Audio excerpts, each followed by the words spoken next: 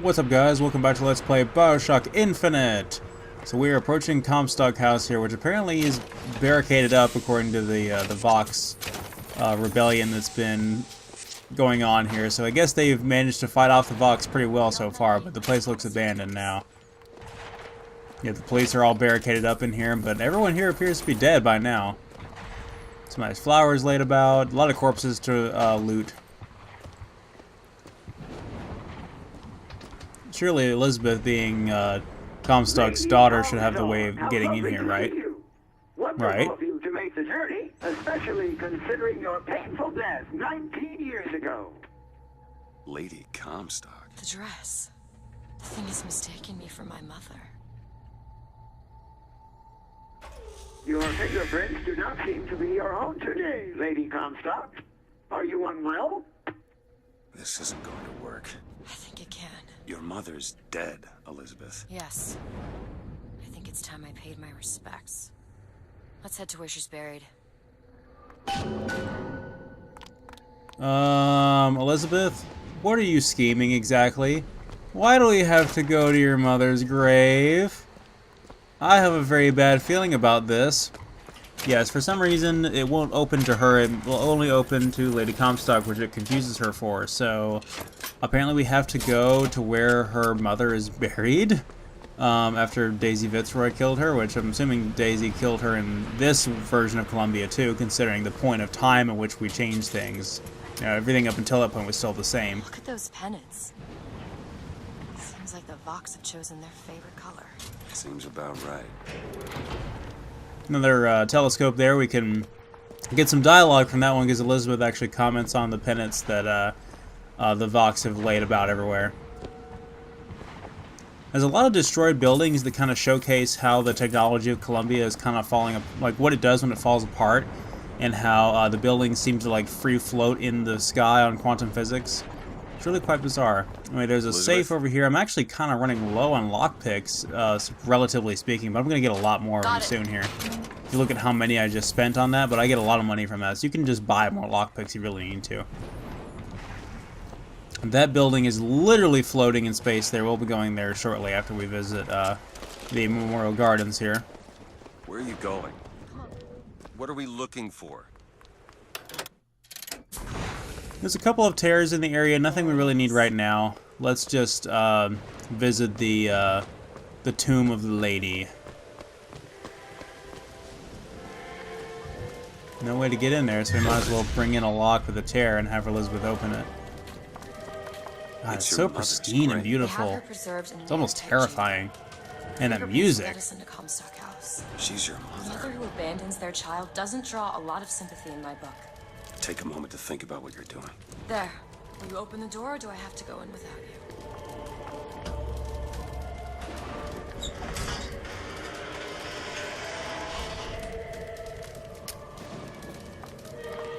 you? Elizabeth. It's her. How are you, Mother? All locked up in there, huh? Looks like you and I have some common ground. Let me do it. No. Let me do it.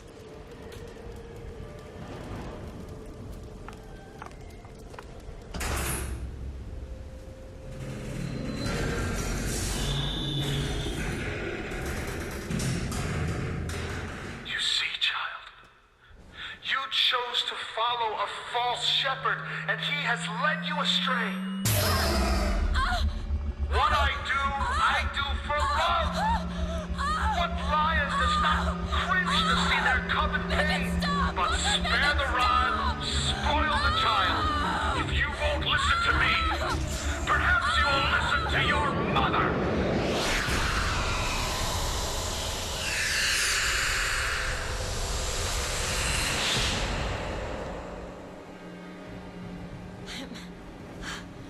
Elizabeth, are you all right? Where did she Just go? hold on. You need to rest for a minute.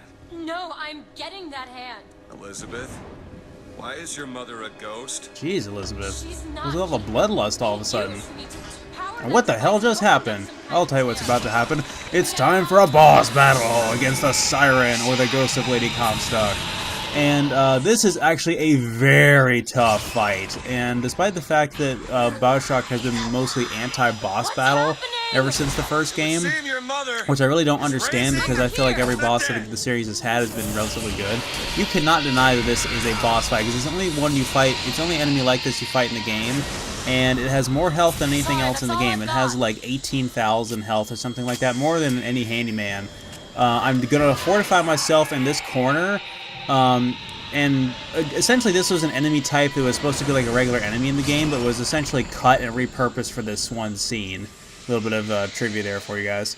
It was almost removed from the game entirely, if I remember correctly.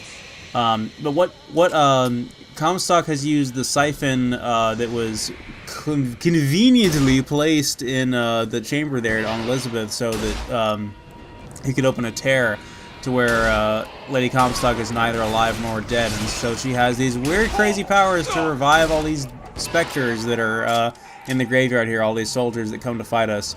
It's like the Curse of the Cannibal Confederates, except not as crappy. Now the thing about it is, like I said, this thing has a ridiculous amount of health. This is probably one of the hardest fights in the game, only because if you die, especially on 1999 mode, she gains all her health back. So you have to basically restart the entire fight from the beginning with whatever weapons you have left over and whatever things you haven't used from the tears in the environment. I'm going to try not to use many of the tears in the environment just in case things start to go horribly wrong. But luckily Elizabeth tossed me some ammo right at the beginning there for the hand cannon. Also had the rocket launcher. The rocket launcher is very good for this, especially with the splash damage increase from that one piece of gear that I have. But by far the MVP in this whole fight is going to be the Devil's Kiss, actually. I'm going to be throwing out a lot of vigor traps, so she conveniently tossed me some salts there as well. Because the Siren is susceptible to fire. So you can toss out a Devil's Kiss grenade and just catch all the enemies that she's reviving on fire and deal a significant amount of damage to her. That was some pretty good hits there with the splash damage there. And she kind of, if a certain amount of enemies are dead, she will revive them. But the thing is she doesn't necessarily have to use existing corpses on the battlefield. So there really are no rules as far as like when or where she can revive an enemy. So you kind of just have to stay put. And I can stay hidden behind this stone coffin here and actually be pretty well protected. Even though this seems incredibly cowardly and sluggish, this is actually one of the most reliable ways to win the fight, because we have to get through this fight without dying, or else we completely restart the whole thing and we exhaust every resource we expended trying to deplete her health this time around. Which includes the very valuable tier of health kits that are behind me right now, which I'm utilizing whenever necessary. You can really get into a bad spot here, though, if you're not careful. You can get the guys that are coming up on you when you have no ammo, and you're just forced to get through it. And unfortunately, it's like they're gonna come up and melee, or you're gonna come up and melee them, and that's all you have. I mean, luckily, the ones I burned away there with the Devil's Kiss dropped some ammo boxes that had some hand cannon ammo. So I've been really lucky. Like, this is a very luck-based fight, absolutely. But the hand cannon is good because I can one-shot those guys in the head. I can deal a very significant amount of damage to her. She's already more than halfway dead, which is pretty good for this point in the fight. I really couldn't ask for more. Or actually, I could. Thanks, Elizabeth. You're the best. Some more assaults to throw some more fireballs at these guys. Again, another really great thing is to throw down a Devil's Kiss Vigor Trap with a fireball there, so the enemies will walk over it. Because eventually you will trigger the Siren to come back into your vicinity and walk over it. And if anything, the regular enemies will come after you too. And you really don't get enough loot from them to justify killing them over and over and over again. But see, that was a good opportunity right there, not only to deal damage to the enemies around her, but her herself. And that last rocket, they really did her in and killed all the guys around her. Now she just has to go through every time she does the revival animation is a very good time to hit her. She has quite a few, actually she really only has one attack. Her only attack is just this AoE attack she does when she's right in front of you, like so. And if you hide behind the coffin like I'm doing right now, even if she's right in front of you and continues to spam that, it will not be able to hit you. So this is like one of the only safe spots in the entire map. So I'm using it very sparingly. This is a very deliberate strategy. It took a lot of thorough test playing to get this down. There's probably a much faster way of killing her if you were to be really thorough and consistent about your strategy.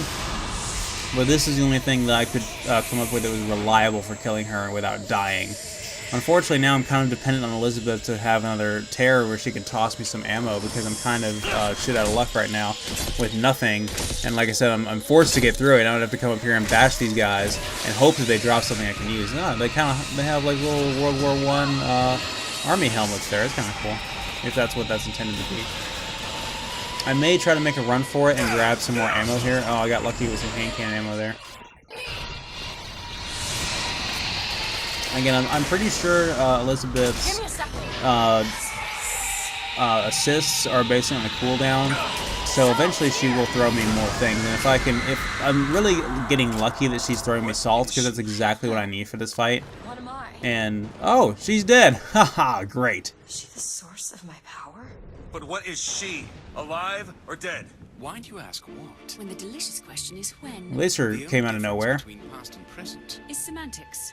lives, lived, will live. Dies, died, will die. If we could perceive time as it truly was, What reason would grammar professors have to get out of bed? like us all, Lady Comstock exists across time. She's both alive and dead. She perceives being both. She finds this condition disagreeable.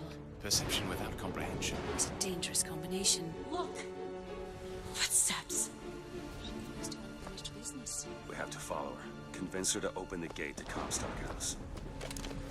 Alright, so now that's taken care of, we can go on a little scavenger hunt. We have to explore all of downtown Emporia to try to find clues about what's going on with the mystery of Lady Comstock.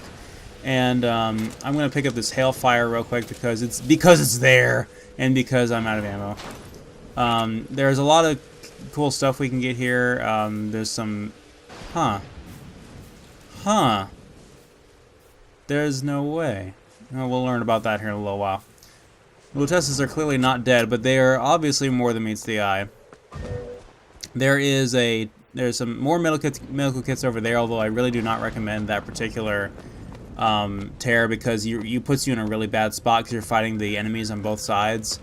There's some lockpicks up here, and there's also a crank gun tear, which you probably will not be using unless you can get really lucky and get up here. Now, the one thing you definitely want to avoid is there will be a scripted spawn. Now, there's a piece of gear in here, and you have to ignite the fire torches here, but I'll come back and do that later. I think I didn't have it figured out at the time of this recording. But yeah, if you fight her over here, she will spawn in a beast enemy with a rocket launcher, and he is a pain in the ass to take down. He just has way too much health, and he's just pelting you from across the map, and it's a pain. So I really want to get that gear drop. I wonder what it is. We'll find out later. I'll come back. There's also a tear for a shotgun. I think there's also a heater on the map somewhere. There's the heater, and the shotgun is above it on the second tier there.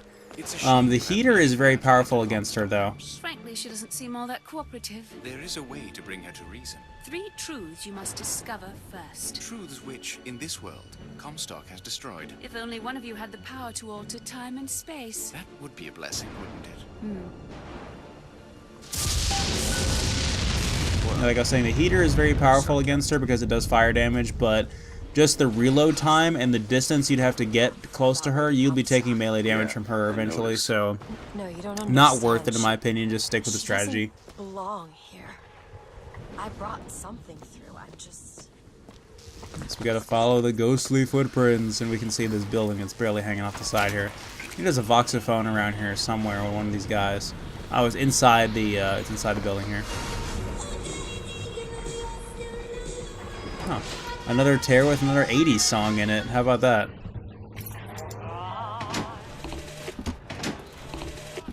My dear brother, these holes in the thin air continue to pay dividends. I know not which musician you borrow your notes from, but if he has half the genius of the biologist I now observe, well, then you are to be the Mozart of Columbia. waste. How's the city going to come See, that's back what I was from talking this? about with Fink kind of being one step ahead, because he knew about people that kind of knew about the unseen, so to speak, in this game. There's some sniper rifle ammo here, which I really appreciate. But that composer, he was seeing that music through tears, and Fink knew about it, so he was exploiting it. There are going to be some enemies down here, some Vox. They're unaware of us right now, but we can get the drop on them and take them out. Yeah, Fink is dead in this world. Apparently so is that poor composer. I kind of like the whole alternate history steampunk versions of, not even steampunk, but alternate history versions of the songs that are featured in this game. Because some of them are from like other eras, other decades, but they are just remastered to fit this era of music, and it's really quite cool hearing a song like that at the end of the game. If we haven't heard it already in passing and just not paid attention to it.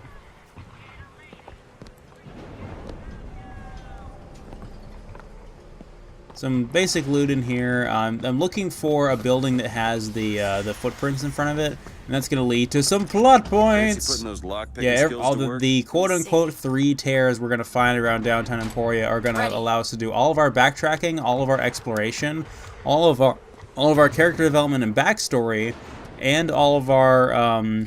It's basically a very traditional Bioshock level at this point, and it's wonderful for that reason.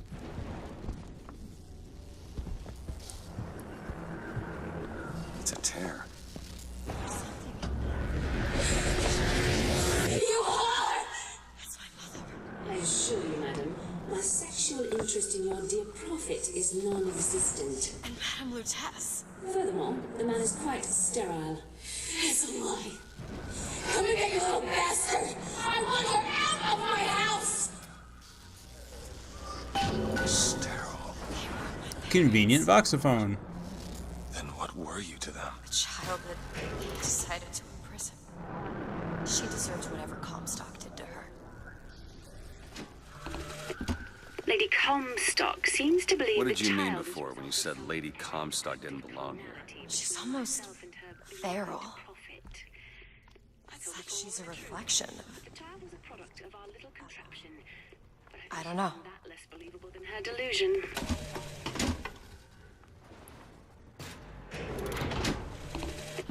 Comstock seems to have been made sterile by simple exposure to our contraption. A theory. Just as sexual reproduction can de-emphasize the traits of each parent, so goes the effect of multiple realities on our own. Your traits dissipate until they become unrecognizable or cease to exist.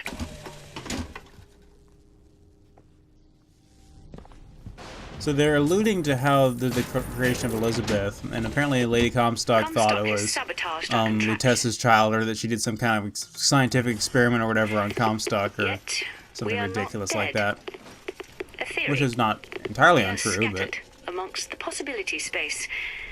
But my brother and I are together, and so I'm content. He is not. The business with the girl lies unresolved. But perhaps there is one who can finish it in our stead.